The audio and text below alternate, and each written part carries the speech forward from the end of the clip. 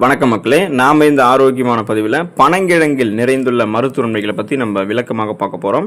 கிராமங்கள் வழியே பயணம் செய்யும் போது பனங்கிழங்கை பார்க்காம போக முடியாது அப்படின்னு சொல்லுவாங்க. ஏன்னா அதிகமாக கிராமங்கள் பனங்கிழங்கு பயிரிடப்படும். குறிப்பாக ஜனவரி மாதத்தில் ஆரம்பித்து மார்ச் மாதம் வரைக்கும் தான் பனங்கிழங்குக்கான சீசன் இருக்கும்.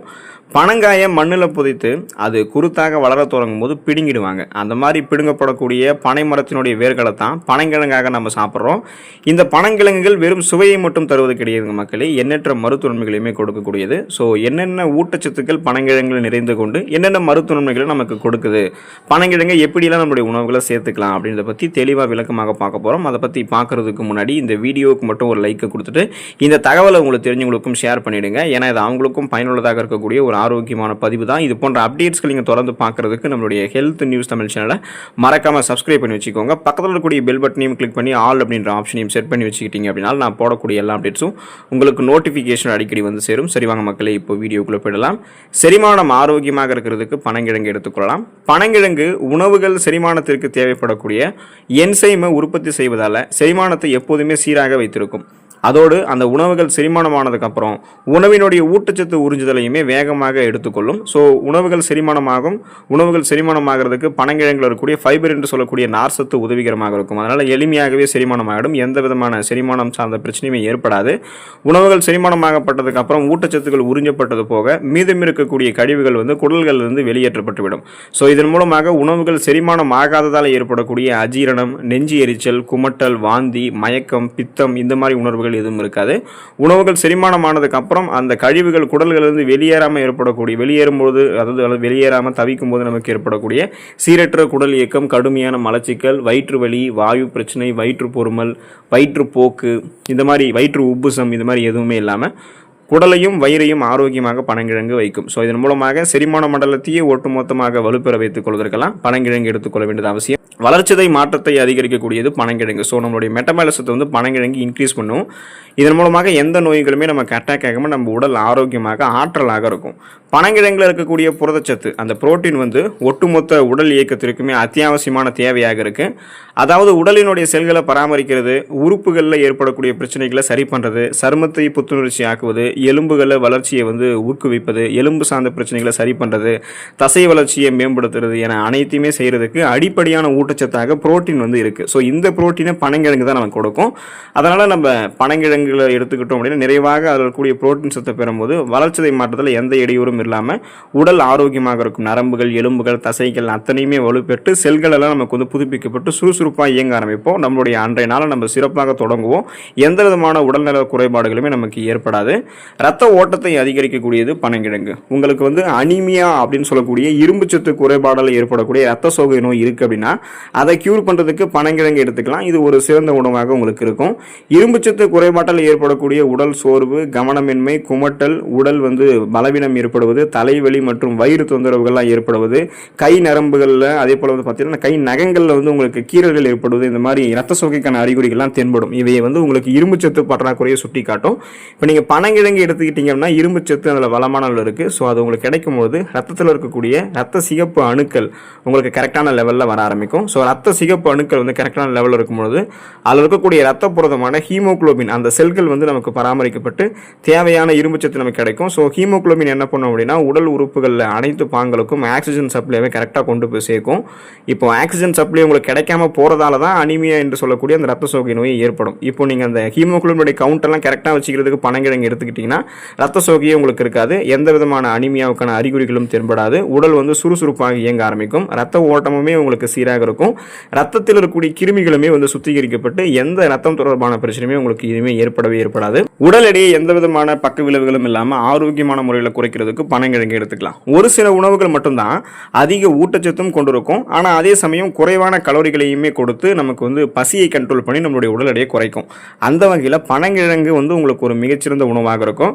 டயட்டில் நீங்கள் ஃபாலோ பண்ணிக்கலாம். எனவே நீங்கள் உடல் எடையை குறைக்கக்கூடிய முயற்சியில் இருக்கீங்கன்னா உங்களுடைய உணவுகளில் டயட்டாக பனங்கிழங்கு சேர்த்துக்கிட்டிங்கன்னா அதில் இருக்கக்கூடிய நார்சத்து பார்த்தீங்கன்னா நீங்கள் அதை பனங்கிழங்கு எடுத்துக்கொள்ளும் போதே நீண்ட நேரம் பசி இல்லாமல் உங்களுடைய வயிற்றை நிறைவாக வைத்திருக்கும். பனங்கிழங்கு சாப்பிட்டீங்க அப்படின்னாலே உணவுகளை சாப்பிட்டு முடிச்ச ஒரு ஃபீல் தான் இருக்கும். இருக்கும், வயிறு நிரம்பிடும். அதிகப்படியான கலோரிகள் நிறைந்திருக்கக்கூடிய கிரேவிகள், நொறுக்கு தீனிகள், ஃபாஸ்ட் ஃபுட்டு இதெல்லாம் எடுத்துக்கொண்டு உடல் எடையை இன்னும் அதிகப்படுத்திக்க மாட்டீங்க. அதை முதல்ல ஸ்டாப் பண்ணுவீங்க, அதாவது பசியை கண்ட்ரோல் பண்ணிடுவீங்க. ஸோ இதன் மூலமாக வந்து பார்த்தீங்கன்னா அதிகப்படியான சாப்பிட்றதை கட் பண்ணதுக்கு அப்புறமும் பனங்கிழங்குல இருக்கக்கூடிய நார்சத்து ஏற்கனவே நம்மளுடைய உடலில் தேங்கி இருக்கக்கூடிய அதிகப்படியான கொழுப்புகளை கரைத்து ஆற்றலாக மாற்றி கொடுத்தும் அவங்களுடைய தொப்பை போன்ற அமைப்பெல்லாம் க்யூர் பண்ணிடும். இப்போ பார்த்தீங்கன்னா அந்த கொலஸ்ட்ரால்ஸ் வந்து உங்களுக்கு எனர்ஜியாக கன்வெர்ட் ஆகிடும். அப்போது அந்த தொப்பை போன்ற அமைப்பு, உடலில் அதிகப்படியாக படிந்திருக்கக்கூடிய கொழுப்புகள்லாம் கரைக்கப்பட்டு நீங்கள் எதிர்பார்க்கக்கூடிய அளவுக்கு உங்களுடைய உடல் எடையை பக்க விளைவுகளே இல்லாமல் ஆரோக்கியமான முறையில், அதுவும் விரைவான முறையில் வந்து குறைத்துக் கொள்ளலாம். ஸோ இப்போ நம்ம உடல் எடையை குறைக்கணும்னா பசியாக இருந்து நம்ம வந்து பார்த்தீங்கன்னா பல பேர் வந்து உடல் எடையை வந்து குறைப்பாங்க, பட்னி கிடப்பாங்க. அந்த மாதிரி நம்ம இருக்கக்கூடாது. இருந்தோம் அப்படின்னா அது செரிமானம் சார்ந்த பிரச்சனைகள், வயிறு தொடர்பான தொந்தரவுகளை வந்து ஏற்படுத்தலாம். உடலை வந்து மயக்கம் அடையக்கூடிய செய்யும் அது வந்து.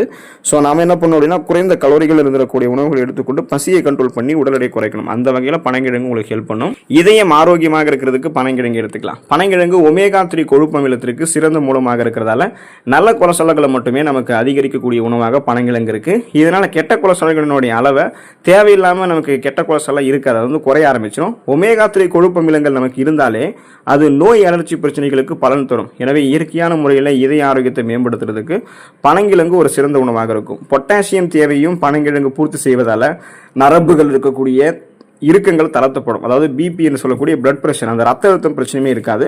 இதனால் ரத்த குழாய்கள்லாம் அடைப்பும் இருக்காது, கொலஸ்ட்ராலும் வந்து படிந்திருக்காது. ஸோ ரத்த நாளங்களில் படிந்திருக்கக்கூடிய கொழுப்புகளும் அகற்றப்படும், கொழுப்புகள் மீண்டும் படியாமல் பாதுகாக்கப்படும், நரம்புகள் இருக்கக்கூடிய இறுக்கங்களும் தளர்த்தப்படுவதால் நமக்கு இதயத்திற்கு வேண்டிய ரத்த ஓட்டம் வந்து சீரான அளவில் கிடைக்க ஆரம்பிக்கும். ஸோ இதயத்துக்கு ரத்த ஓட்டம் சீரான அளவில் கிடைக்கிறதால இதய துடிப்பும் சீரான அளவில் இருக்கும். மாரடைப்பு, பக்கவாதம், இதய தமனிகளில் வீக்கம் ஏற்படுவது, இதய தசைகள் வலுவிழுந்து போவது போன்ற எந்த பிரச்சனையும் இல்லாமல் இதயம் பன்மடங்கு பலம் பெறும், இதய துடிப்பும் சீராக இருக்கும். ஸோ அதுக்கு தான் கொலஸ்ட்ரால் ப்ராப்ளம், பிபி ப்ராப்ளம்லாம் இல்லாமல் நம்மளுடைய இதயத்தை பராமரிக்கிறதுக்கு நாம் எடுத்துக்கொள்ளக்கூடிய உணவாக பனங்கிழங்கு இருக்குது.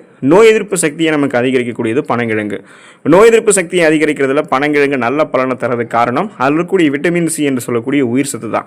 ஸோ இது வந்து நோய் தொற்றுகளை எதிர்த்து போராடுவதற்கு உதவக்கூடிய ரத்த வெள்ளை அணுக்கள், அந்த ரத்த வெள்ளை செல்கள் இருக்குங்களா, ஸோ அந்த ஒயிட் பிளட் செல்ஸ், அதை வந்து நமக்கு அதிகரிக்க செய்யும். விட்டமின் ஏ சத்து பனங்கிழங்குல இருக்கிறதால இது ஆன்டி ஆக்சிடென்ட்டாக செயல்படும். எனவே நம்ம நோய் எதிர்ப்பு சக்தியை வந்து தாராளமாக அதிகப்படுத்திக்கிறதுக்கு பனங்கிழங்கு எடுத்துக்கொள்ளலாம்.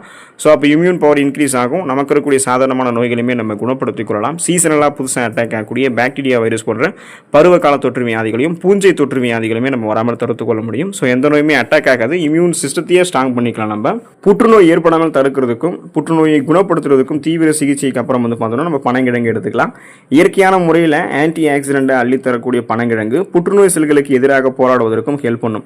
விட்டமின் சி என்று சொல்லக்கூடிய உயிர் சத்து, விட்டமின் ஏ, அமினோ அமிலங்கள், புரோட்டீன் என அனைத்துமே ஒரு சேர கிடைக்கிறது புற்றுநோய் செல்களினுடைய வளர்ச்சியை தடுக்கிறதுக்கு பக்கபலமாக இருக்கும்.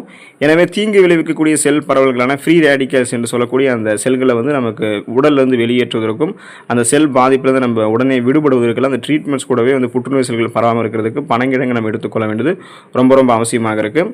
இந்த கிளைசமிக் இண்டெக்ஸ் வந்து குறைவாக பனங்கிழங்கு கொண்டு இருக்கிறதால சுகர் ப்ராப்ளம் இருக்கிறவங்களாம் பனங்கிழங்கு எடுத்துக்கொள்வது அந்த பிரச்சனைகளிலிருந்து விடுபடலாம்.